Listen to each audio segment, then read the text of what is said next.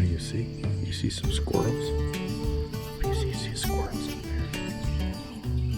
there. So this is the start of the irrigation system. Man, that's a beautiful sight. That is a beautiful sight right there. This is hysterical.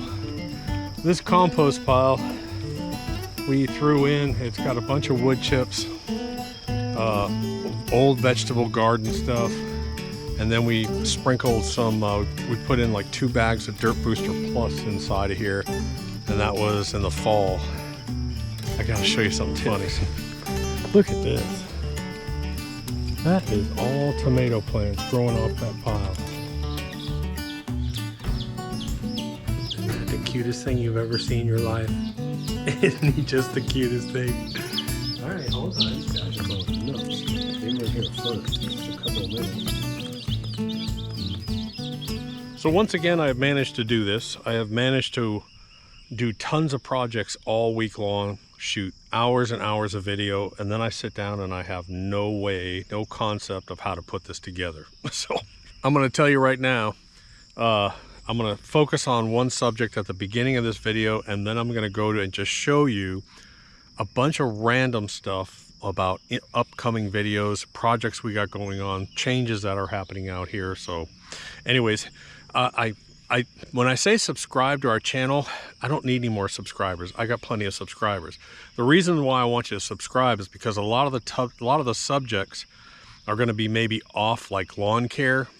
And if it doesn't, the Google algorithm, the YouTube algorithm may not show you the videos unless you're subscribed and you have all notifications turned on.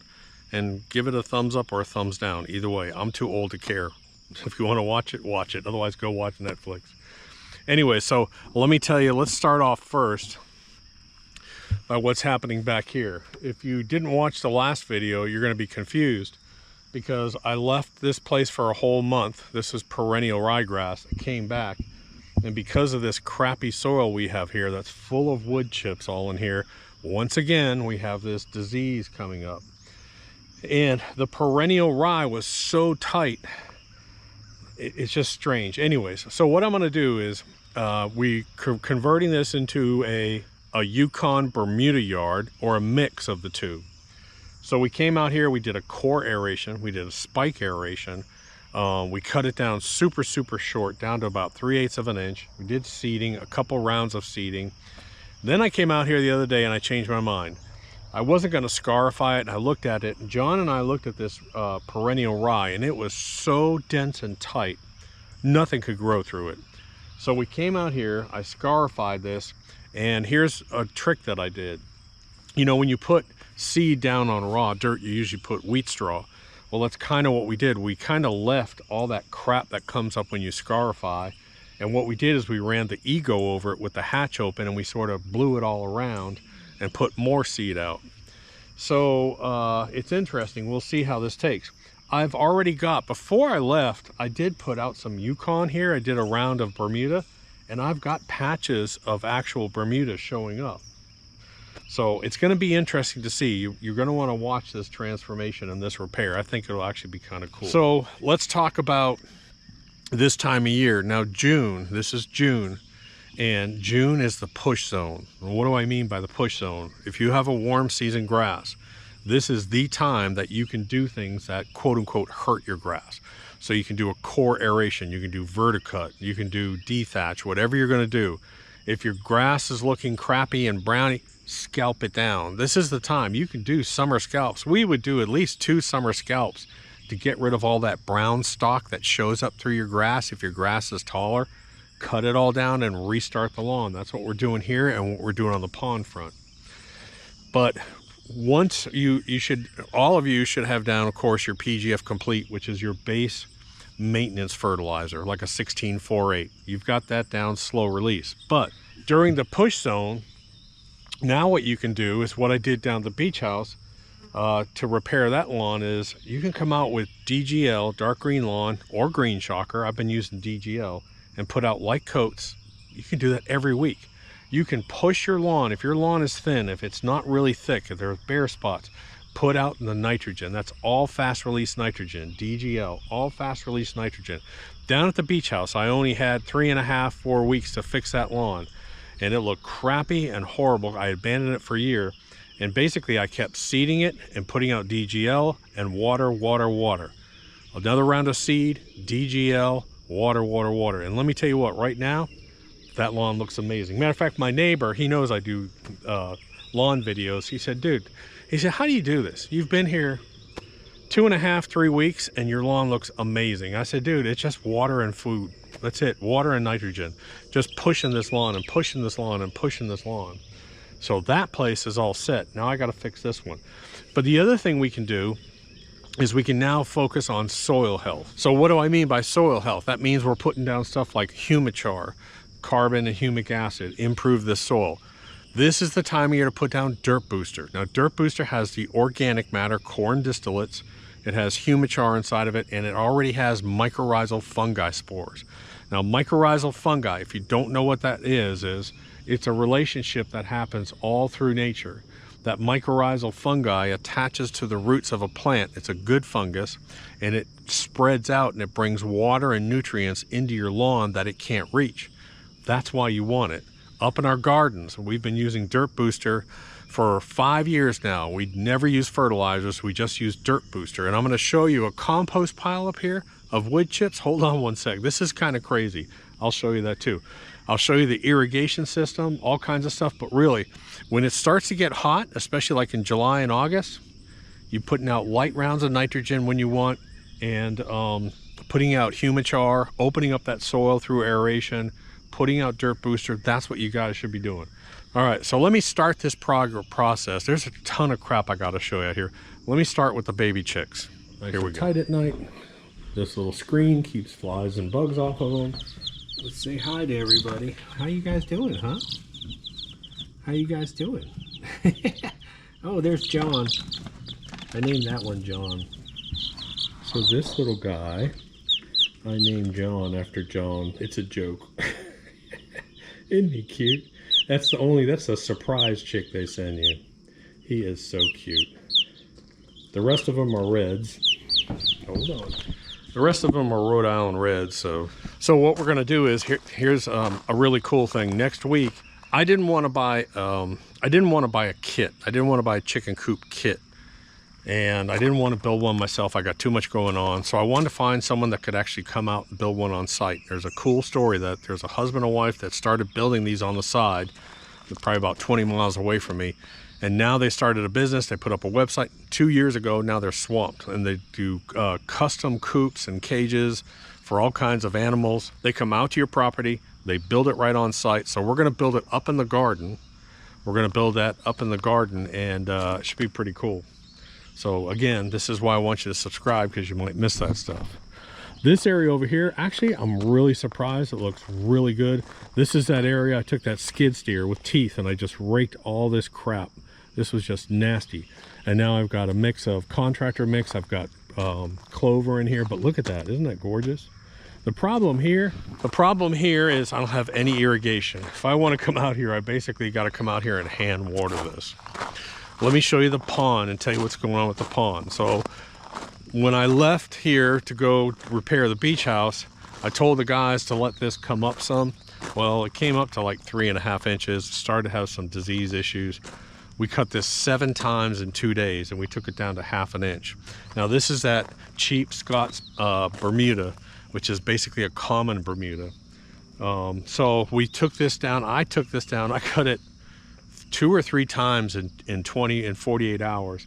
I took it down to about 1/2 inch, and now I'm letting it come back up. Again, I'm removing all that brown that was out here. You got to get rid of that brown. If you start to see brown in your lawn, scalp it down. We're letting this come up. Now I did put out some more seed, and I'm watering. So when this comes up, this type of common Bermuda, unfortunately, you can't cut real short, which I'm not going to do out here anyways. You kind of got to let it get up to about 1.5 inches for it to look decent. So, but I do have irrigation here.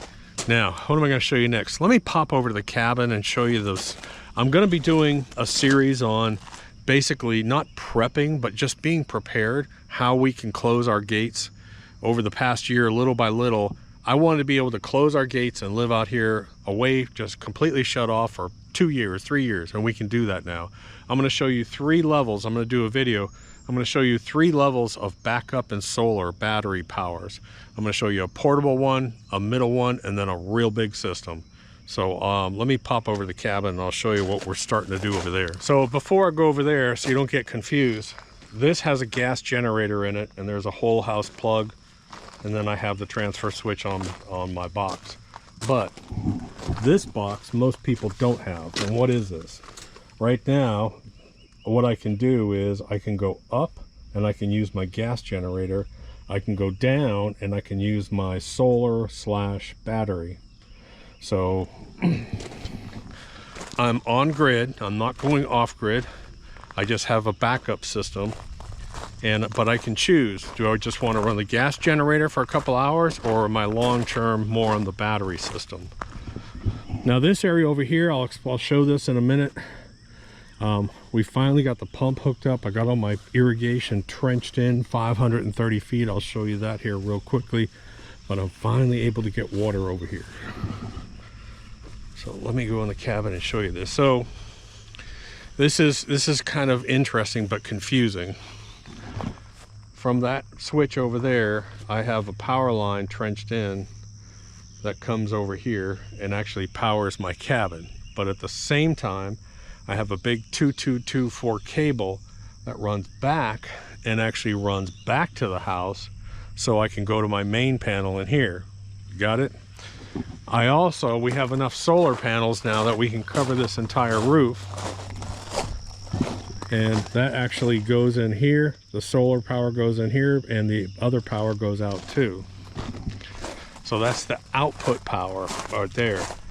This is the input power. This is the input power from the panel in the house. So it sort of goes back and forth. This, obviously, this is the cabin.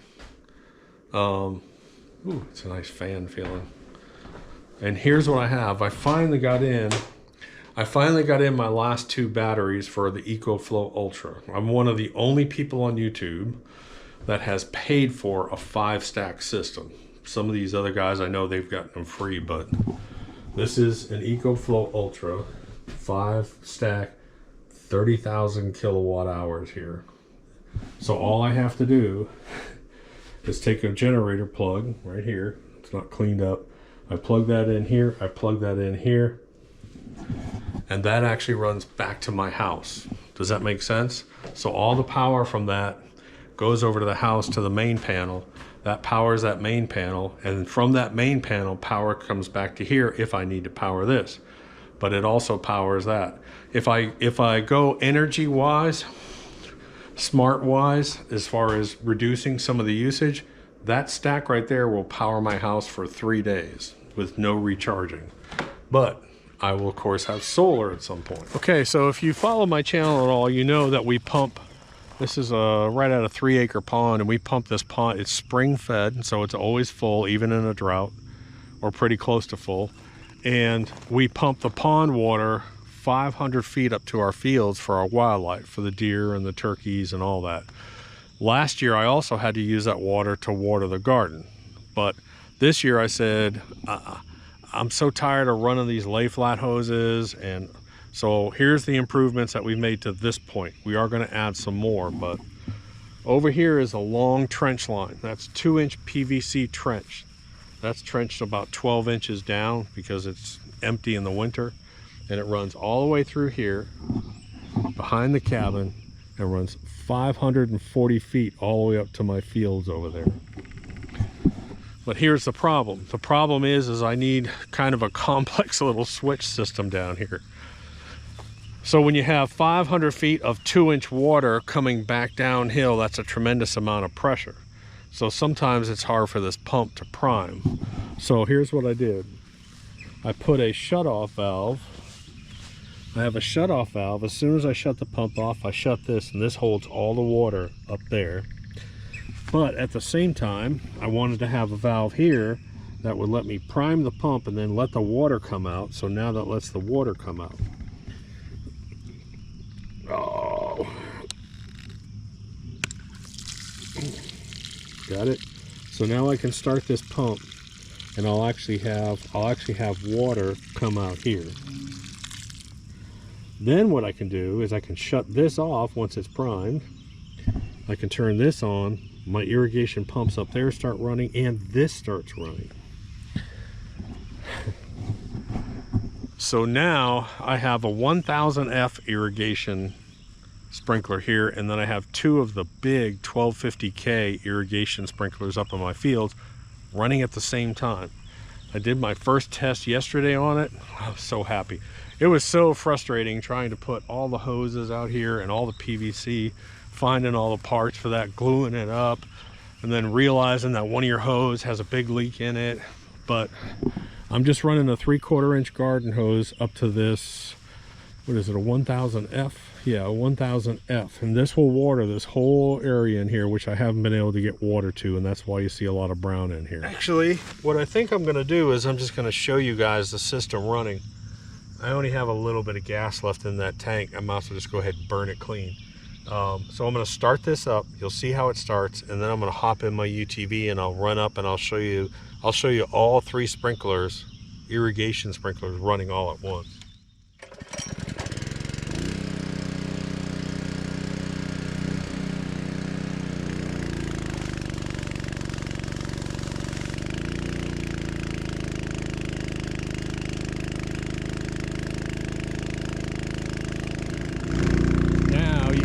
This sprinkler here from the cabin, this reaches all the way over to the road over there. It does this whole area. I'm not gonna walk over and get my UTV before that thing runs out of gas.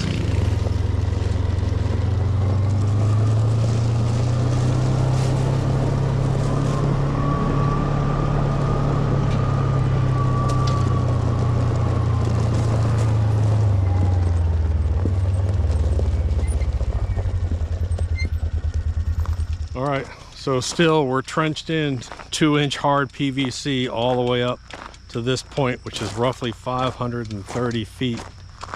Then I'm running lay flat hose just to there and just to there. Now I did measure out, I have one more upper field that in the drought I'll probably need to water, and I can run hose up to that one, but I did the same thing here. So if I only wanna, let's say I wanna run this line only, I put in a valve system here where I control. Now this saved my butt yesterday because I wanted to change out the actual nozzle on this one without having to shut down that pump. I just shut off that line and went change that nozzle and turned it back on. And last year that was a problem. Every time something happened or we need to change something, we have to go all the way back down here and shut it off. Let's talk about the vegetable garden next. Very long story, shortened up very quickly.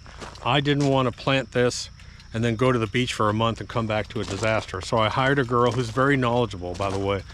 The problem is she came out here, could only work maybe a couple, like 2 days a week and a couple hours a day. It got out of control. So when we came back, John even said, dude, you're not gonna be happy. This place was 36 inches tall in weeds. This whole garden, basically. I had tomato plants growing in 36 inches of weeds back here. It was crazy. So we tore out everything. We pulled all the 2x4s, all the cages, everything. I took the tow behind cutter and I cut this entire garden down again. We reinstalled everything. We put up wheat straw and I installed the drip irrigation system. Again, last year, I had to come up here once or twice a day for 45 minutes and hand water this whole garden during droughts. It was just stupid. It was crazy. So what I've got now, I have a deep well up here this year. That's my new deep well. We built a little container for that. And then over here, that feeds into this filtration system. I have a timer. I turn the timer on, goes through the filtration. You have to have that because you need to remove the grit out of that water from the deep well. And then that goes into my drip irrigation system. So now what I've got is every single one of these rows has drip irrigation on it. What a difference, man. What a difference. All I have to do is if it's dry, I come up here, I spin the dial, put it on 2 hours, everything gets dripped. Now I will tell you one tip I learned before you plant, put down your drip irrigation first and then plant on wherever there's a drip hole. And that way, wherever that plant is, it's getting that drip. Rather than having to try and water this whole area for like 4 hours and get it wet, I can turn it on for 1 to 2 hours and it drips right at that plant to carry it over during a period of drought or dryness, waiting for another rain to come in. This is all the difference in the world, man. Now, the chicken coop. The chicken coop is going to go here. Then we're going to build a secondary run, a big run right here around it. And then I'm going to have a door. And I'm going to allow the chickens to free range inside here. Someone says, they're going to tear apart your garden. I don't care. This garden right here produces 3,000 to 4,000 pounds of produce. Last year we were taking it up to the goat farm and feeding it to the goats. It's just way too big for us. So if they want to come in here, if chickens want to eat whatever they want, hey, we both live here, so they can get it. The other thing I'm going to do, I've got a bunch of wood chips over here. I'm about to show you this crazy wood chip pile. I'm going to make this a big compost area over here. I'm going to take everything I have and just put compost in here. Wood chips, compost, yard waste, and put it in here. And they'll be able to scratch through this for worms and grubs and bugs, which is what they love to do. Blueberry bushes are doing fine. Right now they're not producing, but they are good. Anything else up here?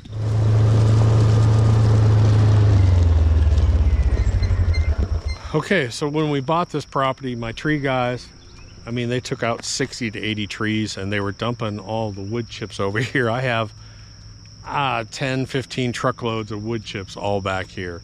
But what I'm doing is I'm using one of these piles as sort of a composted wood chip pile. You don't want to put raw wood chips inside of soil because of the carbon to nitrogen ratio, and it will steal nutrients to decompose. But this pile over here, what we did is we mixed in some of our old compost, and I put 2 bags of Dirt Booster compost, Dirt Booster Plus on it, plus some other old vegetables. When we tore up the garden, we put it in here. But I want to show you something. Do you see this? That's all tomatoes. These are just tomatoes growing wild from the old garden. And I actually have, where is it? There's actually some tomatoes in here. There's a tomato over there, a little tomato there. There's probably a snake in here. I'm just like, dude, they are absolutely gorgeous. So can you put wood chips in your garden? The answer is if you pre-compost them, if you do it right, yes. Man, this is insane, dude. So my plan was to scoop this pile and use it down there. But so what I'm gonna try and do is I might be able to, if I can find where they start, because they're getting so big, I might be able to steal some of these and put them in the garden. They're just so gorgeous. I hate to just destroy them. So one thing I didn't show you was last year we actually dug out this gravel road and we buried a 2-inch PVC pipe under the road here, and that's how we can go from hose to pipe to hose over here. All right, so now I've shut the pump off. Last year I'd have all this water draining back over here and causing a mess. Now I just turn that one valve and all that back pressure is held in these pipes. If we need to cut the fields and we need to move those hoses, I am going to have to open this up. I probably need to put some kind of hose that goes directly into the pond over here so that I don't get a lot of siltation washout here. I didn't think about that. That's probably what I need to do next. Put some piece here so it'll go directly into the pond. So when I do drain these pipes and hoses, because if we're going to move them, you got to have all the water out of them. They're too heavy. So I probably need to put some kind of hose sitting there. I'm glad I thought of that. Okay, so this should be the last piece of the puzzle. Besides that, I got a bunch of old hoses that I got to cut apart and piece together to get water up to that upper field. And if I need to order another 1250K sprinkler if I just want to have everything running and not worry about moving sprinklers all around, which I do not want to do. So this will allow water to come out and go directly into the pond. Last year we had a lot of this mud go into the pond whenever this would drain out, and I want to stop that. So that's why I'm putting this on there. Prime.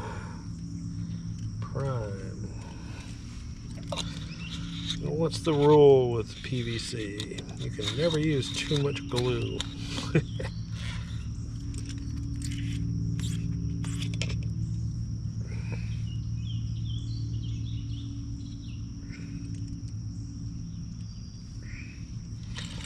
All my handles like this. 1 1,000, 2 1,000, 3 1,000, 4 1,000, 5, 6, 7, 8. This hose will connect right in here like that. And it goes along, goes straight back into the pond water without running through here and washing this all off. So it is going to be smoking hot out here today. It is humid and it's going to be hot. I think it's going to be 92 and high humidity. I know some of you guys are in the hundreds, but man, ooh, you could just feel that humidity. So one of the cool things about the chickens in here is I took one of my extra blink cameras and I actually mounted it inside of their little nest in here. And so now if I wake up at 3 in the morning, I got to go pee, I can pull up and check on the girls while they're out there in the shed. That's actually pretty cool. Same thing out when we put that up, when we put their chicken coop up on the thing, right next to it, I have a AI, artificial intelligence camera that does automatic tracking and has an alarm and a spotlight. And I'm getting ready to replace the one at the driveway. I'm going to do a video on that coming up here soon. I got all kinds of videos.